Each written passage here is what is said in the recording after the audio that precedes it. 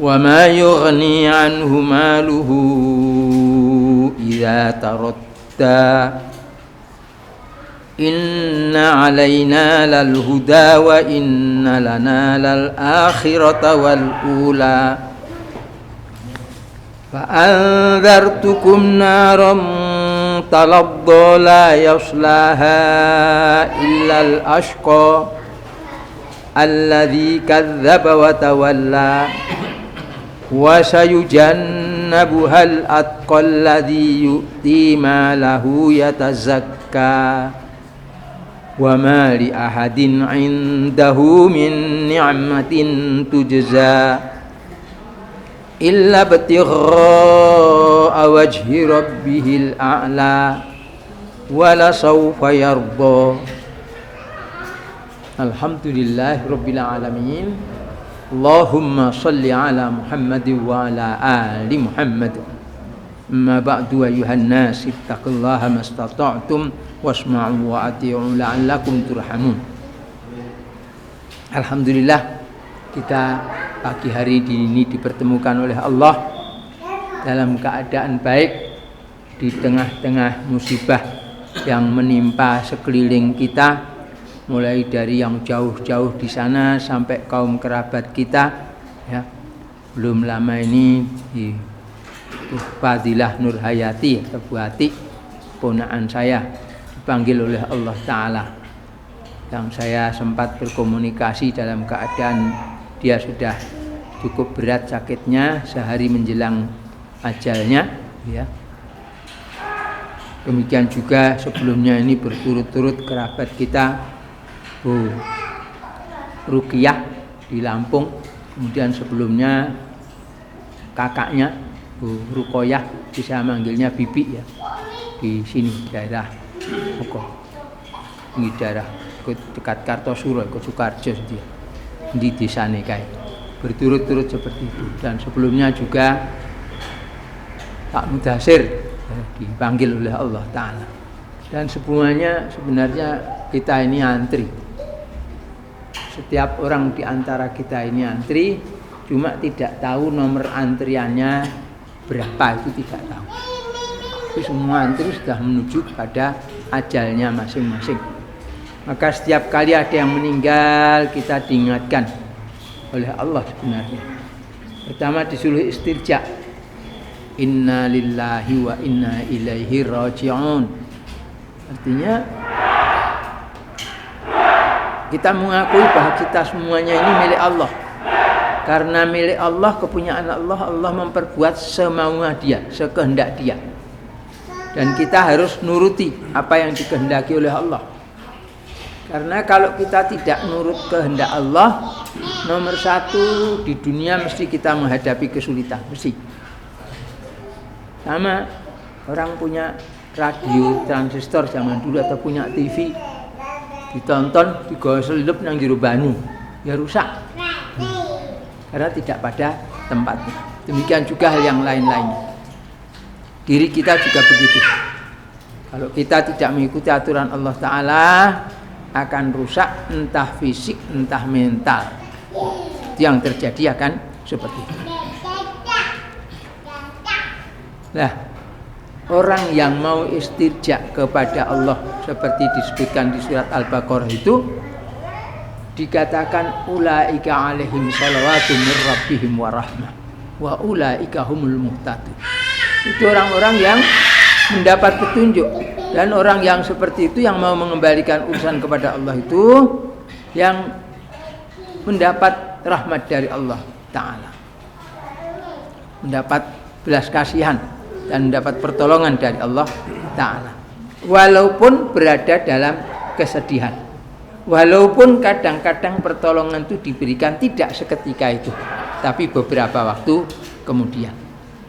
Kalau kita mau tahu, mau paham, niscaya kita akan mendapati bahwa segala sesuatu yang Allah tetapkan untuk kita, baik yang kelihatannya baik, rasanya baik, enak, maupun kelihatannya tidak baik, rasanya tidak enak, tidak baik, itu semuanya sebenarnya untuk kebaikan kita semuanya.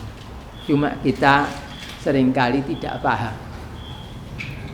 itu kurang lebih saya bandingkan dengan ada anak sakit panas atau orang sakit panas dibawa ke dokter, awake wis lara, sih disuntik, ditujes nganggo dom, ya tambah loron.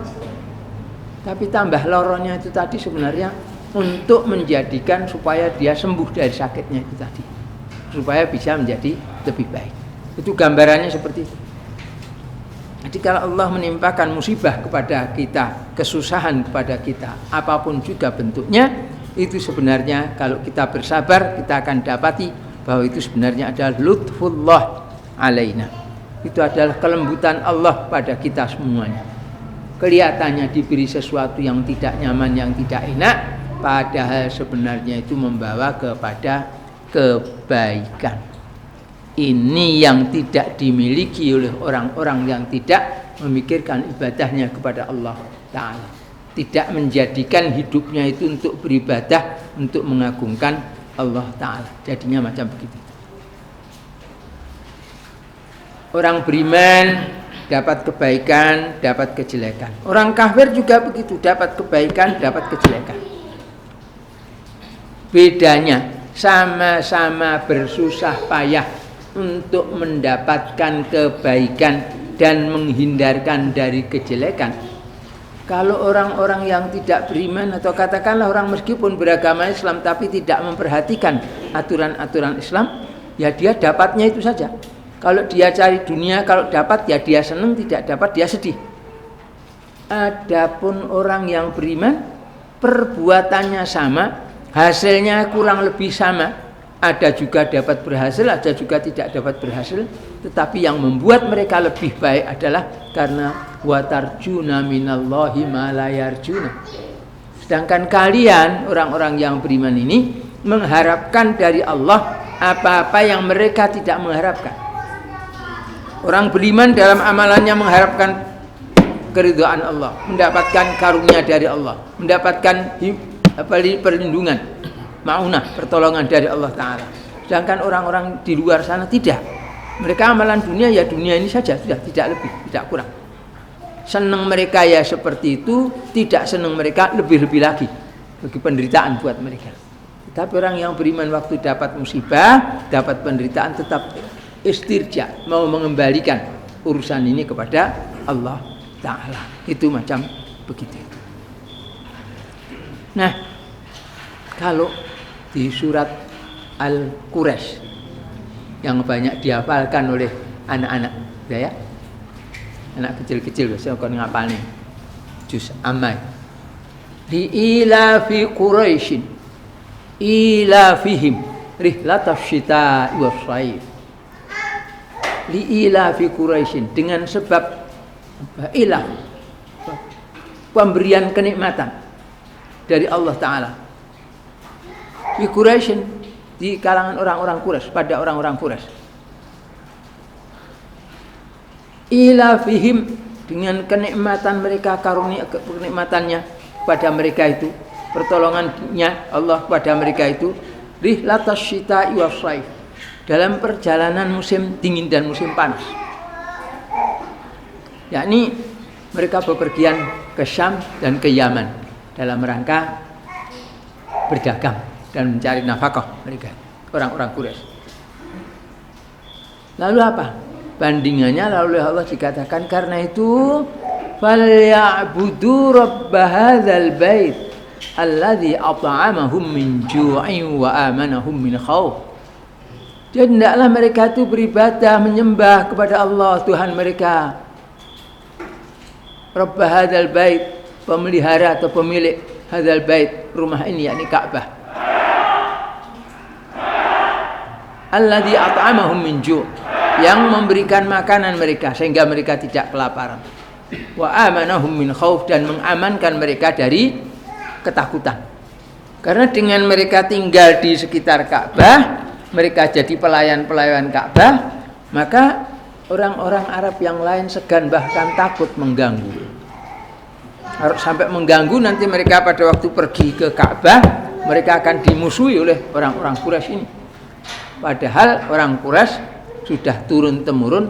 Kalau ada orang berkunjung ke Ka'bah, apalagi untuk haji maupun umroh, diberi minum, diberi makan, dan tidak dimusuhi.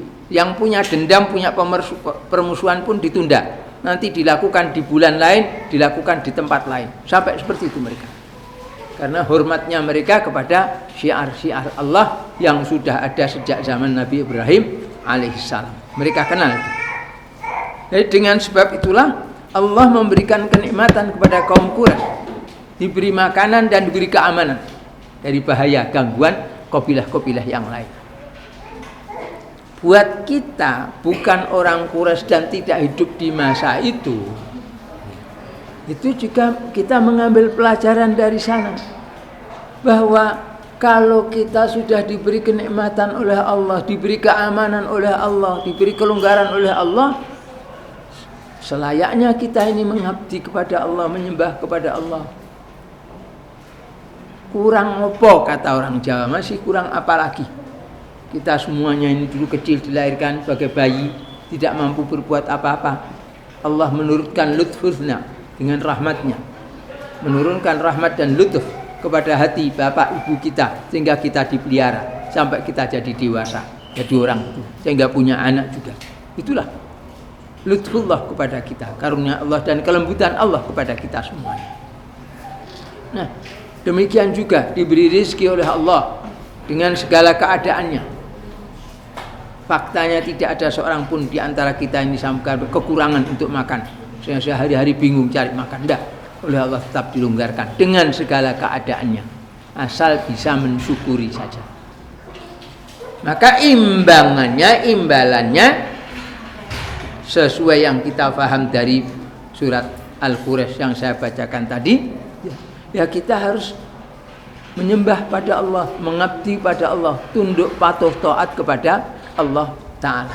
Dan itu kita lakukan dalam rangka untuk mencari ridha Allah Ta'ala. Jazakumullah khairan. Baik, saya lanjutkan. Itu baru imbangan seperti itu. Bahkan lebih dari itu sebenarnya, kalau kita mau kembali ke surat Al-Humazah, bahwa Allah memerintahkan kepada kita ini hanya untuk beribadah kepadanya. Semata-mata dihidupkan di dunia ini untuk mengabdi kepada Allah, beribadah kepada Allah. Dan Allah sudah mengingatkan kita agar tidak tertipu oleh kehidupan dunia. La yaghurrannakumul hayatud dunya wa la yaghurrannakum billahil gharur. Benar-benar jangan sampai kehidupan dunia ini menipu kamu sekalian. Dan jangan sampai al-gharir, penipu yakni syaitan, itu menipu kamu sekalian. Lah manusia tertipu oleh kehidupan dunia, sehingga mereka menjadikan dunia ini sebagai pusat perhatian mereka. Hidup harus cari makan, cari duit, cari kekayaan, cari jabatan, cari kedudukan. Itulah yang terjadi. Sedangkan akhiratnya sekedar untuk imbuhan. Jangan lupa sholat, jangan lupa berdoa dan sebagainya. Padahal mestinya kalau dari perintah Allah, kita hidup di dunia ini adalah untuk beribadah kepada Allah. Adapun soal cari makan, cari duit, cari apa, itu semuanya adalah imbuhan yang harus itu dicari untuk mencari keridhaan Allah Ta'ala. Orang mencari duit, cari harta untuk bekal beribadah kepada Allah, untuk sedekah, untuk wakaf, untuk menolong orang-orang miskin, untuk berjihad fi sabilillah. Jihad dengan menggunakan harta benda maupun dirinya. Kalau dirinya kuat, badannya kuat, ada bekalnya, ada kemampuan, berangkat dengan harta dan dirinya, digunakan untuk berjihad di jalan Allah. Dan itulah sebenarnya yang diperintahkan oleh Allah kepada kita semuanya. Akan tetapi kebanyakan manusia memang tertipu, sehingga menjadikan kehidupan dunia ini adalah yang pokok. Bagaimana cara mencari duit di dunia ini, bagaimana cara mencari kekayaan di dunia ini, mencari kesenangan, kenikmatan di dunia ini, sehingga melupakan kewajiban untuk menuntut akhirat. Sedemikian rupa, bahkan sampai ada yang manusia ya kebanyakan tidak peduli halal haram, menerjang aturan-aturan Allah. menyangka dengan menerjang aturan Allah, barang haram diterjang, barang halal diabaikan. Dengan begitu mereka menyangka mereka akan mendapatkan kebahagiaan atau keuntungan di dunia ini. Padahal sama sekali tidak. Nah ini, maka di surat yang saya bacakan tadi, di surat Al-Lail, wal-laili idza yaghsha wan nahari idza tajalla wa ma khalaqadz dzakara wal untha inna sa'yakum lasyatta. Sesudah Allah bersumpah untuk menarik perhatian terhadap kalimat yang akan datang sesudah sumpah itu tadi, Allah mengatakan inna sa'yakum lasyatta. Sesungguhnya usaha kamu sekalian itu syattan, berpisah-pisah, berpecah-pecah, berlain-lainan satu dengan yang lainnya. Tetapi walaupun begitu, prinsipnya perbedaan itu dibagi menjadi dua kelompok besar saja. Apa itu? Fa amma man a'ta wattaqa wa saddaqa bil husna.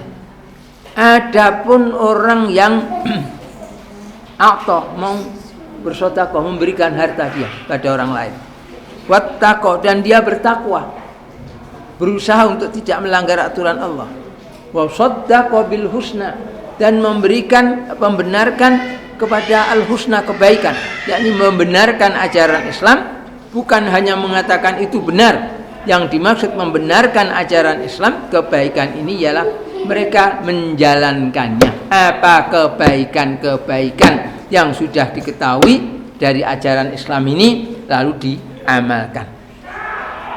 Orang-orang yang seperti itu fasanu yassiruhu lil yusra, maka kami Allah akan memudahkan kepadanya itu al yusra, barang yang mudah, yakni masuk ke dalam jannah. Sebaliknya, wa amma man bakhila wastaghna, adapun orang yang bakhil, tidak mau menolong orang-orang miskin, orang-orang kesusahan yang lain-lainnya itu, wastaghna, dan merasa kaya, sombong dia, meremehkan orang lain, mengecilkan arti orang lain, merasa dirinya besar. Wa kadzdzaba bil husna, dan mendustakan kepada al-husna, kebaikan. Ajaran Islam tidak dibenarkan, dia dustakan, dia tidak mau mengamalkannya. Allah menyatakan fasanu yassiruhu lil usra, maka kami Allah akan memudahkannya lil usra, untuk sesuatu yang payah, yakni dimasukkan ke dalam neraka jahanam. Jadi prinsipnya ya cuma dua, seperti ayat yang lainnya itu, wahadainahun najdain. Satu jalan menuju kepada keridhaan Allah, masuk ke dalam jannah, dan satu jalan yang lain menuju kepada kemurkaan Allah, lalu terjerumus ke dalam neraka jahanam. Itu saja an-najdain, dua jalan yang dijanjikan oleh Allah tadi. Yang wujudnya di sini mereka yang a'ta wattaqa wa saddaqa bil husna. Yang lainnya itu yang bakhila wastaghna wa kadzdzaba bil husna. Bertolak belakang. Yang ini yang a'ta wattaqa wa saddaqa bil husna, fasanu yassiruhu lil yusra, maka kami akan memudahkannya kepada yang mudah, yakni masuk ke dalam jannah. Sedangkan yang bakhil, yang istighna, yang sombong, mendustakan kepada ajaran Islam, fasanu yassiruhu lil usra, maka kami akan memudahkannya kepada sesuatu yang payah, yakni masuk ke dalam neraka jahanam.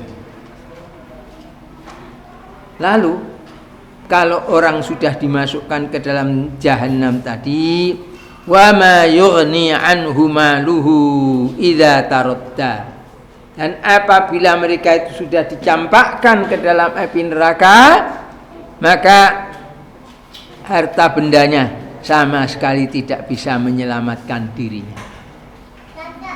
Kalau di dunia ini masih bisa dikejar jadi DPO karena kasus apa itu, pembangkrutan bank, penipuan, lari, jadikan sudah masukkan daftar pencarian orang atau DPO, cari. Begitu masih bisa ngakali. Dapat surat lepas dari DPO, bisa keluar masuk Indonesia ini tanpa ditangkap polisi. Terbang dari satu ke tempat yang lainnya, dikawal oleh perwira polisi, perwira tinggi, macam begitu. Kenapa? Ada duit yang untuk membayar. Itu di dunia. Tetapi nanti di akhirat ma yughni anhu maluhu. Hartanya sama sekali tidak mengayakan dia, tidak bisa menyelamatkan dia sama sekali. Idza taraddat, tatkala dicampakkan ke dalam neraka tadi. Mau menebus tidak diterima oleh Allah, andai kata ada yang untuk menebus. Padahal di sana sudah tidak ada lagi. Kekayaan waktu dunia dulu, mereka mengatakan ma aghna anni maliyah, halaka anni sultani. Hartaku ternyata tidak bisa menyelamatkan aku. Bahkan kekuasaanku waktu di dunia juga sudah hilang, rusak, binasa sudah. Itu keadaannya seperti itu. Allah mengatakan kemudian inna alaina lal huda wa inna lana lal akhirata wal ula. Sesungguhnya Allah itu mempunyai petunjuk yang dia akan berikan. Dia akan beri petunjuk kepada siapa saja yang dia kehendaki dari kalangan hamba-hambanya ini. Dan Allah mengatakan bahwa kekayaan dunia maupun kekayaan akhirat itu semuanya kepunyaan Allah belaka. Tidak ada yang memiliki selain dia. Kalau manusia punya kekayaan itu kan sebuah karunia diberikan oleh Allah di dunia ini saja untuk menguji apa yang akan dia lakukan itu, apakah dengan harta, kekayaan dan semisalnya itu dia akan berbuat baik, taat kepada Allah atau tidak. Itu saja sebenarnya. Bukan kok dia lantas menguasai harta sekian banyak, enggak. Orang punya rumah, punya villa sekian banyak, kapan bisa menghuni dia? Setahun sekali villanya belum tentu dia pakai juga. Tapi namanya dia yang punya. Tapi tidak bisa memanfaatkan sama sekali. Banyak terjadi yang demikian tadi.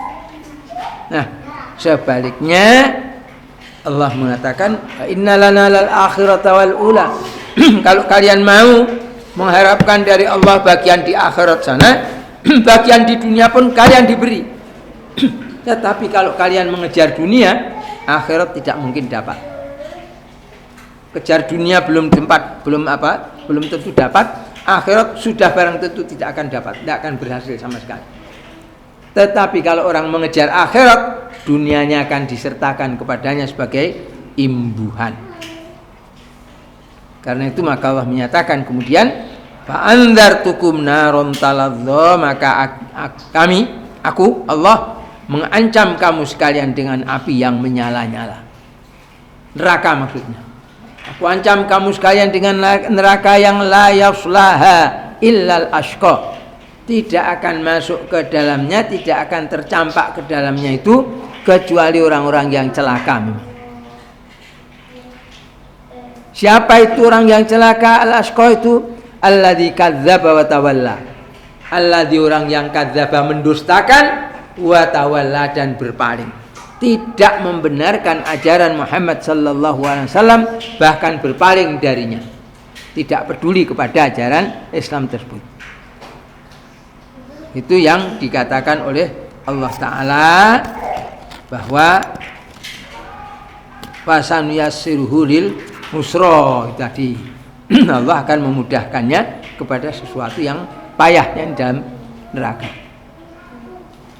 Sebaliknya, kalau alladzi kadzdzaba wa tawalla itu dijerumuskan ke dalam neraka, wa sayujannabuhal atqa.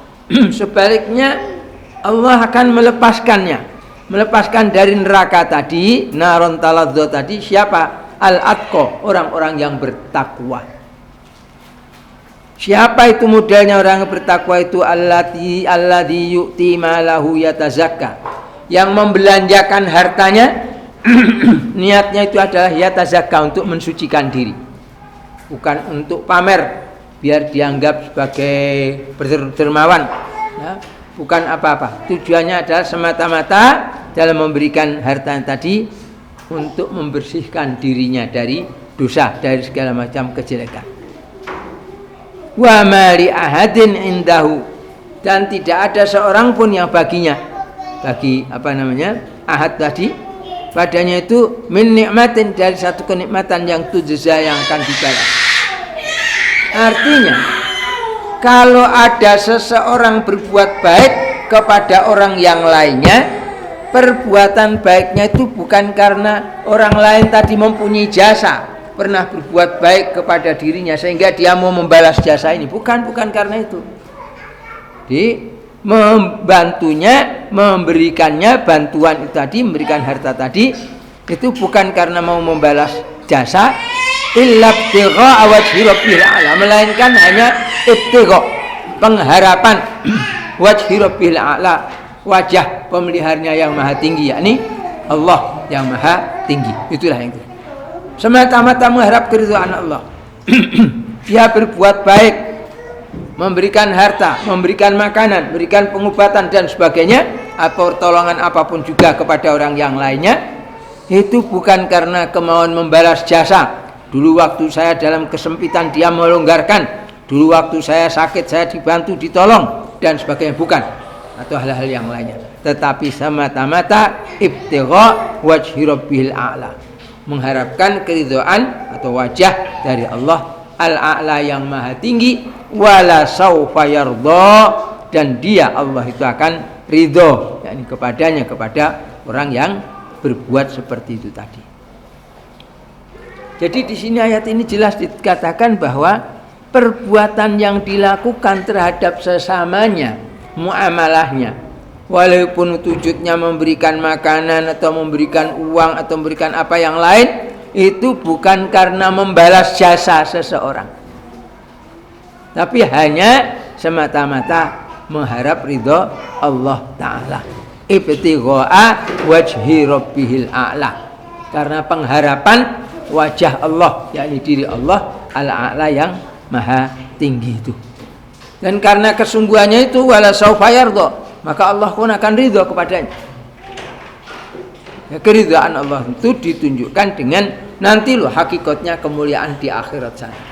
Adapun di dunia ini kalau ada kebaikan untuk orang-orang yang beriman, itu sifatnya hanya imbuan belaka. Imbuan artinya kebaikan di akhirat tetap akan diberikan. Kan di dunia ini diberi imbuan, entah wujudnya tambahan kekayaan, tambahan pangkat, tambahan kesehatan, dan lain-lainnya dari kenikmatan-kenikmatan dunia itu akan diberikan oleh Allah Ta'ala kepada mereka-mereka yang memang waktu bersedekah, waktu memberikan hartanya, waktu melakukan segala macam kebaikan itu tidak untuk mencari dunia, melainkan untuk mencari keridhaan Allah. Illa ibtigha'a wajhi rabbihil a'la, melainkan pengharapan untuk mendapatkan perhatian karena wajah Allah yang maha tinggi. Dengan begitu dia akan mendapatkan akhirat beserta dunianya. Sebaliknya mereka yang mengejar dunia, mereka sudah pasti tidak akan mendapatkan bagian di akhirat, walaupun tujuan dunianya juga belum tentu terpenuhi, sebab semuanya terserah kepada Allah. Kalau Allah mau melakukan itu, memberikan karunia kepada hambanya, tidak ada yang bisa menghalangi. Kalau Allah tidak memberikan, tidak ada yang bisa memberikan kepada orang itu tadi. Semuanya terserah kepada Allah. Masya'allahu kan wa ma lam yasha' lam yakun. Itu macam begitu itu isinya. Oleh sebab itu, ayo kita semuanya, jadi jangan sampai kita tertipu karena pekerjaan-pekerjaan dunia kita. Entah pekerjaan apapun juga, itu pun pekerjaan yang zahirnya baik, yang zahirnya soleh, yang zahirnya halal. Bukan sekedar segala pekerjaan, segenap pekerjaan enggak. Tapi mesti dilakukannya itu adalah karena mencari ridho Allah semata-mata. Sekali lagi, walaupun ada tujuan dunianya, saya cari duit untuk makan, saya cari duit untuk beli pakaian, saya baru cari duit untuk sedekah, tapi niatannya untuk perkara-perkara yang meridhokan Allah Ta'ala. Nah, kalau dia melakukan yang seperti itu, jawabannya cuma satu, wala saufa yardha, dan sungguh Allah itu akan ridho dari dia. Ridho sama sekali dengan apa yang dilakukan oleh hambanya itu tadi. Dengan catatan tadi, melakukannya itu dengan ikhlas karena Allah, karena tujuan-tujuan mencari kemuliaan dunia. Sebaliknya, Allah yahfaduna jami'an, orang yang mencari dunia atau bermuamalah dengan apa saja yang ada di dunia ini dengan mengabaikan aturan Islam. Itu juga begitu posisinya, cuma di tempat yang berbeda. Mereka yang tidak mau melakukan keikhlasan karena Allah, bahkan untuk sholat pun mereka tidak ikhlas karena Allah, tapi karena selain Allah. Sholat niatannya biar dipuji, sedekah niatannya biar dipuji, berbuat baik niatannya biar dipuji, dan sebagainya dan sebagainya. Itu apa yang dia lakukan itu semuanya itu binasa, hancur. Karena apa? Tidak mendapatkan tempat sama sekali di hadapan Allah Ta'ala. Waktu cerita saya sudah sholat begini, sholat begitu, dijawab, dikatakan kepadanya, bukankah kamu melakukan sholat pada waktu itu karena kepingin dilihat si fulan, kepingin dipuji oleh si fulan, kepingin diajukan oleh si fulan, kepingin didukung oleh si fulan, dan sebagainya. Nah, itu sudah kalian peroleh waktu di dunia ini. Waktu di dunia sudah kalian peroleh, jadi sekarang tidak perlu lagi ada balasan di akhirat. Itulah yang terjadi. Jadi akibat dari perbuatan yang seperti itu, justru orang dicampakkan ke dalam neraka jahanam, sebagaimana yang disebutkan di surat Al-Ma'un, fawailul lil musallin alladzina hum an salatihim sahun alladzina hum yuraun. Itulah yang terjadi macam begitu tadi. Nah, karena itu ayuhan nas, jangan sampai kita termasuk dalam golongan orang-orang yang mengabaikan apa-apa yang sudah diperintahkan oleh Allah Ta'ala.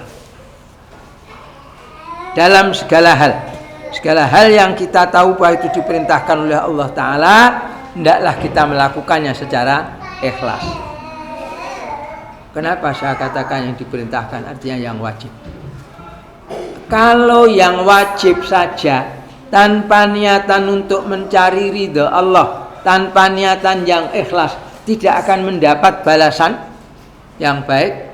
Bagaimana pula kalau itu bukan wajib tapi nadab, tapi sunnah saja? Kalau dilakukan tidak karena Allah, ya sama saja, tidak akan memberikan hasil, bahkan menimbulkan murka dari Allah Ta'ala.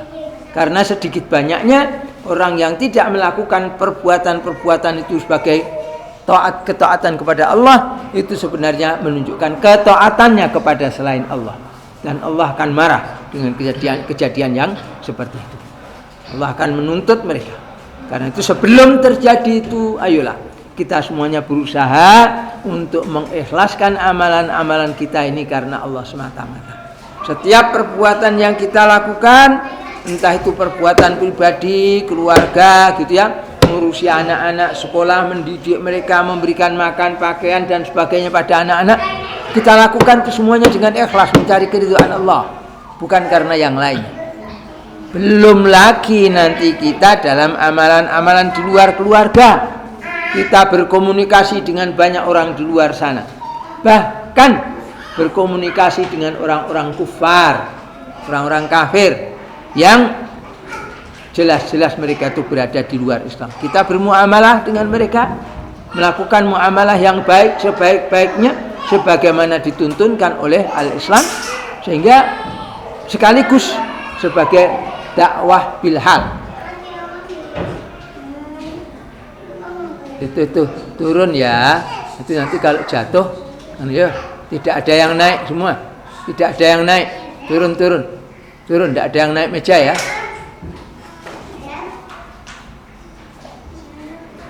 Ya, tidak ada yang naik meja. Nanti jatuh ya adiknya. Ayo.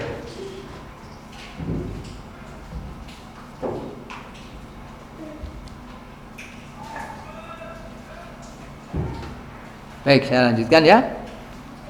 Jadi apapun juga yang kita lakukan, hendaknya kita lakukan untuk mencari ridho Allah. Bahkan sampai perbuatan-perbuatan yang kelihatannya kecil, makan makanan, baca bismillah. Selesai makan, alhamdulillah. Diajari oleh Allah Ta'ala Rasulullah Sallallahu Alaihi Wasallam kepada kita semuanya. Allah menyuruh Rasulnya untuk mengtakdib kita, ngajari adab. Diajari oleh Rasulullah. Bangun tidur berdoa ingat pada Allah Ta'ala. Mau tidur berdoa ingat pada Allah Ta'ala. Keluar rumah ingat pada Allah Ta'ala. Dalam segala tempat waktu, sebagaimana dikatakan oleh Allah, ya ayyuhalladzina amanu uzkurullaha dzikran katsiran wasabbihuhu bukratan wa asila. Wahai orang-orang yang mengaku beriman, kalian ingatlah kepada Allah itu dengan ingatan yang banyak, dan berdoalah kamu, bertasbihlah kamu di waktu pagi dan petang. Sehari-hari disuruh senantiasa ingat kepada Allah Ta'ala dalam segala keadaan. Maka sekali lagi, perbedaan antara kita dengan orang-orang yang di luar sana, lebih-lebih yang di luar beragama Islam, itu ialah karena kita ini mengharapkan dari Allah sesuatu yang mereka tidak mengharapkan. Di zaman Bani Israel itu diceritakan, orang nelayan jaring ikan, satunya dengan menyebut nama berhala ini itu, menyiapkan jaring, ditarik, dapat ikan banyak. Dengan nama berhala ini itu yang menguasai laut sini, dapat ikan yang banyak. Terus begitu. Sementara di pinggir sana ada seorang nelayan, beriman dia, melemparkan jaranya, baca bismillah, bismillah, dia lemparkan jaranya, ditarik, kosong. Bismillah, lempar jaran, ditarik, dapat sampah.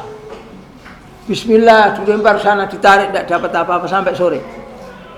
Akhirnya menjelang waktu asar, orang ini mengatakan, saya sekali lagi saya lakukan, dapat atau tidak dapat saya pulang, karena sudah waktunya sholat. Bismillah, dia lempar lagi, ditarik, dapat satu ikan besar, tak lengan gitu barangkali. Ditarik, akhirnya dibuka, dipegang ikannya, dibuka jalannya. Tiba-tiba ikan tadi meloncat, lepas dari tangannya, meloncat kembali ke air.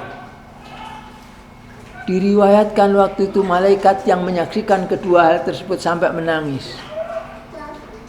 Lalu lapor kepada pemeliharanya, pada Tuhannya, ya Rob, kasihan, kenapa engkau perlakukan begitu hambamu itu, yang di sana mempersekutukan kamu dengan berhala, tapi kamu beri ikan yang banyak. Yang di sini selalu menjunjung, menyebut, menyanjung dan memuji namamu, membaca asmamu, tapi tidak dapat. Terakhir kali pun sudah dipegang tangan itu, ikan itu di tangannya, terlepas pula dari tangannya. Kasihan orang. Lalu Allah mengatakan pada si malaikat, malaikat, lihat kamu di bawah sana itu apa? Kaget-kaget malaikatnya melihat api neraka yang menyala-nyala. Dia mundur-mundur karena kagetnya, karena takutnya. Terus kamu lihat ke atas sana, dilihat dia jannah, sangat elok, sangat indah. Dia kepingin mendekat, kepingin tahu lebih jauh, sehingga mendapatkan baunya. Lalu dikatakan kepadanya, itu neraka tadi yang penuh dengan kepengisan, itu aku sediakan buat mereka-mereka yang mempersekutukan aku. Itulah mereka-mereka yang mendapatkan bagian ikan yang banyak itu, walaupun mereka dapat kenikmatan di dunia. Adapun jannah itu aku sediakan kepada hambaku, walaupun dia itu tidak mendapatkan ikan seharian, kekurangan rezeki, tapi dia tetap menyanjung dan memujiku, tetap bersyukur kepadaku. Akhirnya apa kata malaikat itu, guru saya menerangkan waktu itu, oh, wallah alam itu ada di hadisnya apa enggak? Guru saya mengatakan, malaikatnya terus bilang gini, oh kalau gitu saya juga mau berpayah-payah seperti itu di dunia, cuma sebentar, kemudian kekal dalam akhirat sana katanya. Karena besarnya perbandingan kenikmatan yang ada di akhirat dibandingkan dengan kesusahan, penderitaan, kesulitan di dunia yang hanya sedikit ini dibandingkan dengan akhirat. Sebaliknya, kekayaan orang yang di dunia ini, yang paling kaya sekalipun, paling nikmat sekalipun, tidak ada artinya dibandingkan dengan kenikmatan di akhirat sana. Sebab orang kafir tatkala dicampakkan ke dalam neraka nanti itu mau mensodakohkan, menebus dirinya dengan semua kekayaan di muka bumi ini kalau dia punya. Padahal orang yang terkaya di muka bumi ini tidak menguasai semua. Tanahnya sebesar Pulau Jawa saja tidak ada. Orang terkaya di dunia tidak punya tanah seluas Pulau Jawa ini, tidak ada. Apalagi yang lain-lainnya, tidak ada sama sekali. Artinya itu tidak akan membawa manfaat kekayaan itu sama sekali tatkala dihadapkan kepada Allah, kecuali jika orang itu beriman kepada Allah. Hanya keimanan itulah yang menyebabkan apa-apa yang ada pada dirinya itu bermanfaat. Hartanya dia gunakan di jalan Allah bermanfaat. Dia melakukan berbagai macam perbuatan kebaikan maupun keenaan dirinya sendiri, itu dia mendapatkan manfaat juga di akhirat, diberi pahala oleh Allah karena menyebut Allah, karena tunduk patuh kepada aturan Allah. Bahkan demikian juga dalam segala amalan yang baik maupun yang menyedihkan, yang buruk, yang tidak disukai oleh manusia, tetapi itu semuanya mengakibatkan datangnya belas kasihan Allah kepada mereka tatkala mereka itu beriman. Itulah beda orang yang beriman dengan orang yang tidak beriman. Jadi ayo kita semuanya berusaha menjadikan apa saja yang kita lakukan ini ibtigha'a wajhi rabbihil a'la, ya, pengharapan kepada wajah Allah yang maha tinggi. Maksudnya pengharapan ridho dari Allah, pengharapan akan diterima oleh Allah, pengharapan akan diberi pahala oleh Allah, pengharapan akan diberi ampunan dan belas kasihan oleh Allah Ta'ala. Rentetannya seperti itu. Akan tetapi seperti saya katakan tadi, di ayat yang lain Allah mengingatkan, jangan sampai kita ini tertipu oleh penghidupan dan kehidupan di dunia ini. Ghurrannakum billahil ghurur.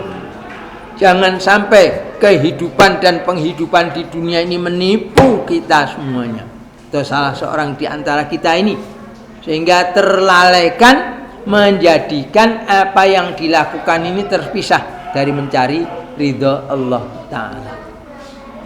Nah, kalau sudah bisa meniatkan apa-apa dilakukan dengan mencari ridho Allah Ta'ala, maka sekaligus kita akan terjaga, tidak mungkin mau menjalankan perkara-perkara yang haram, yang menyebabkan jauh dari Allah, yang menyebabkan datangnya siksaan, yang menyebabkan Allah murka karenanya.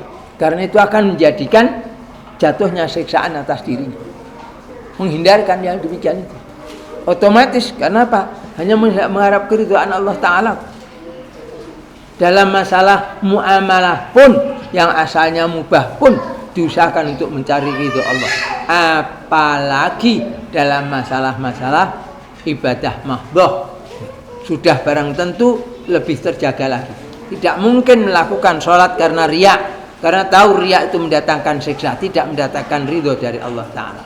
Bersedekah juga begitu, ikhlas karena Allah, karena keikhlasan itu menyebabkan datangnya balasan dari Allah Ta'ala kepada pelakunya, dalam hal ini kepada kita semuanya, ya. Nah, untuk itu semuanya kita perlu kontrol, mengontrol diri. Mengontrol diri itu ada kalanya dengan meminta nasihat kepada orang yang lebih tahu dalam urusan din, atau ada kalanya menjaga diri sendiri, dari perbuatan-perbuatan yang memang tidak diizinkan oleh Allah Ta'ala. Menjaga diri sendiri jangan sampai tergelincir melakukan perbuatan yang membuat Allah murka karenanya. Dan maju lagi ke depan, ya. Itu hanya bisa dilakukan kalau orang memahami ayat-ayat Al-Quran dan memahami hadis-hadis Nabi Sallallahu Alaihi Wasallam. Tanpa pengetahuan, tanpa kefahaman seperti itu, ya tidak akan terjadi. karena kebodohannya, karena ketidakmengertiannya soal syariat, dia mentolak istrinya dengan penuh kemarahan, penuh kebencian, lalu langsung istrinya diusir, keluar dari rumah ini, pulang ke rumah bapak kamu, katanya. Karena dia tidak ngerti aturan, tidak ngerti syariat. Nah, maka itu diperlukan pengertian orang kepada syariat, kefahaman orang kepada syariat Islam, khususnya Al-Quran yang diterangkan oleh sunnah Nabi Sallallahu Alaihi Wasallam. Nah, sebagai jalan pintas barangkali karena banyak yang belum memahami Al-Quran dan hadis-hadis Nabi, jalan pintasnya ialah dengan bertanya kepada ulama pewaris Nabi dan Rasul, ulama warasatul anbiya, ulama yang mewarisi apa-apa yang datang dari Rasul, yaitu yang disebut juga dengan ulamaul akhirat, ulama akhirat, disebut juga dengan ulamaul khair, ulama yang baik. Yang itu akan membantu memudahkan kita untuk memahami aturan-aturan Allah, setidaknya mengerti dulu. Tanya bagaimana hukumnya ini, boleh apa tidak? Mau melakukan begini ini, boleh apa tidak? Kalau melakukan begini, apa akibatnya? Dan seterusnya, dan seterusnya. Bertanya kepada ulama waris Nabi dan syukur-syukur kalau bisa mempelajari sendiri, memahami sendiri sehingga mudah. Oh, saya tidak boleh berbuat begini. Oh, saya dianjurkan berbuat begini. Oh, saya diperintah untuk melakukan ini dan itu dan seterusnya. Dan itulah yang seharusnya digunakan sebagai pengisi kehidupan kita sehari-hari. Sehingga kesibukan-kesibukan kita bukan dalam rangka mencari harta, mencari dunia ansih secara khusus, akan tetapi kalau kegiatannya kelihatannya kegiatan mubah untuk mencari harta dunia, itu diniatkan juga dengan keikhlasan karena Allah, diniatkan untuk mendapatkan pahala dari Allah Ta'ala. Dengan begitu tidak ada sesuatu yang dilakukan dalam kehidupan ini sia-sia, melainkan semua mesti mendatangkan pahala bagi pelakunya. Itu tatkala dilakukan, nomor satu ikhlas karena Allah, nomor dua isi perbuatannya tidak boleh melanggar syariat, syukur-syukur sesuai dengan sunnah Nabi Sallallahu Alaihi Wasallam mesti akan dilakukan. Sehingga dengan demikian tidak ada sesuatu pun yang terlewatkan dari orang yang beriman itu, kalau kita mau ya mengamalkannya. Ngomong, nasihati orang karena Allah dapat pahala, ngomongnya dapat pahala. Menggunjing, menyebut kejelekan orang lain tanpa dia orang itu tadi tahu, tidak mau dia, karena itu mendatangkan dosa. Justru mengingatkan orang-orang yang menggunjing. Hidup diisi dengan ibadah kepada Allah, orang lain mengentengkan, menganggap enteng ibadah pada Allah, diingatkan. Peringatan itu bermanfaat, paling tidak untuk dirinya orang yang mengingatkan. Kehidupannya diisi dengan demikian itu. Ada orang kesulitan untuk menunaikan kewajiban, dibantu. Ada orang kesulitan untuk melakukan sesuatu yang merupakan hak dia, kebutuhan dia, dibantu. Ada orang berusaha untuk mendapatkan, memenuhi keinginannya, ya kalau perlu dibantu, kalau tidak dibantu. Ada tingkatan-tingkatannya. Saya berbuat begini karena wajib, saya berbuat begini karena sunnah, saya berbuat begini karena dimubahkan, saya tidak berbuat begitu karena itu dibenci, saya tidak berbuat begitu karena itu dimurkai oleh Allah, diharamkan oleh Allah. Itu macam begitu. Dengan demikian kehidupan kita ini, kehidupan orang yang seperti itu selalu mendatangkan keuntungan bagi dirinya. Semakin bertambah umur, semakin bertambah kebaikannya. Bukan semakin tambah umur, semakin tambah runyam. Karena kelakuannya, ucapannya, pemikirannya tidak terbimbing oleh Al-Quran dan Sunnah Nabi Sallallahu Alaihi Wasallam. Nah, marilah untuk kesempatan ini, ya, saya sudah berbicara kira-kira 50 menit lamanya. Apa yang saya sampaikan ini semuanya saya titipkan kepada Allah Ta'ala. Dengan permohonan kiranya Allah berkenan untuk membukakan hati kita, membersihkan hati kita ini dari ghil, hasad, penyakit-penyakit hati dan kekotoran jiwa yang lainnya. Dan Allah memberikan kesabaran dan pahaman kepada kita semuanya untuk ittiba pada sunnah Rasulullah sallallahu alaihi wasallam. Sementara, amin Allah, saudara-saudara kita di sana, di tempat-tempat lain banyak yang mendapatkan kesulitan. Mulai dari kesulitan untuk mendapatkan makanan, kesulitan untuk melakukan perbuatan-perbuatan yang seharusnya merupakan hak mereka, sampai kesulitan-kesulitan karena dimusuhi oleh orang-orang yang lainnya yang membenci kepada keimanan, sebagaimana yang dilakukan oleh orang-orang yang berkuasa di negeri ini pada akhir-akhir ini, baik yang dilakukan terhadap Habib Rizik Syihab, demikian juga Ustadz Abu Bakar Ba'asyir, demikian juga mereka-mereka mujahid yang lainnya, ya, yang mereka juga tergolong para hamba Allah yang berusaha untuk mengikuti aturan Allah, ya, yang mereka itu kadang-kadang berada dalam keadaan lemah atau terzolimi, lemah, tidak mampu berbuat apa-apa, bahkan terzolimi, sesuatu yang merupakan hak tidak diberikan, sesuatu yang merupakan bukan kewajibannya dibebankan kepada dia. Banyak terjadi yang demikian itu. Artinya tidak kok hanya untuk Habib Rizik dan Ustadz Abu Bakar Ba'asyir saja, tapi juga untuk yang lain-lainnya. Hendaknya kita mengambil pelajaran. Nomor satu, kita sudah diberi kenikmatan kelonggaran yang lebih baik dari mereka, maka hendaklah disyukuri. Nomor dua, kita semuanya kembalikan kepada Allah, minta tolong agar saudara-saudara kita yang dalam keadaan kesulitan itu dilepaskan kesulitannya, dari kesulitannya oleh Allah Ta'ala.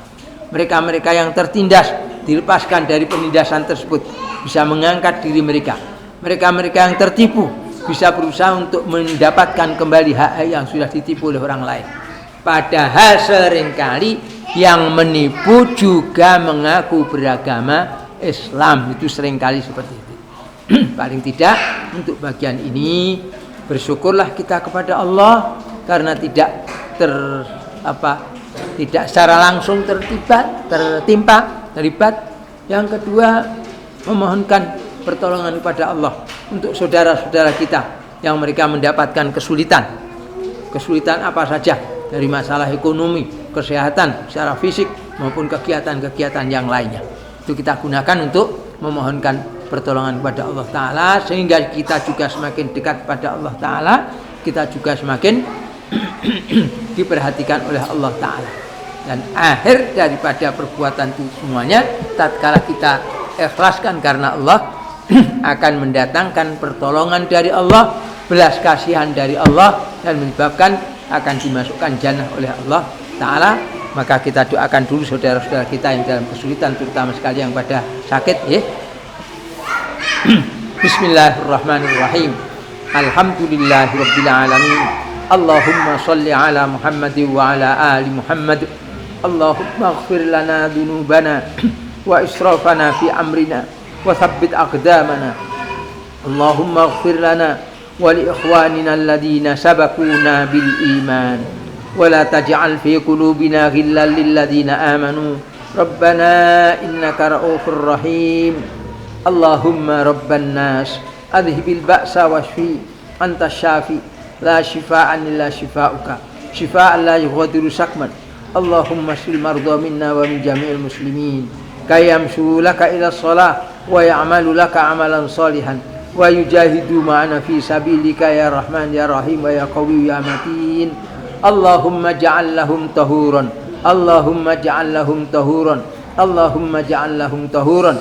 Wa sallallahu ala Muhammad wa ala ali Muhammad walhamdulillahi rabbil alamin.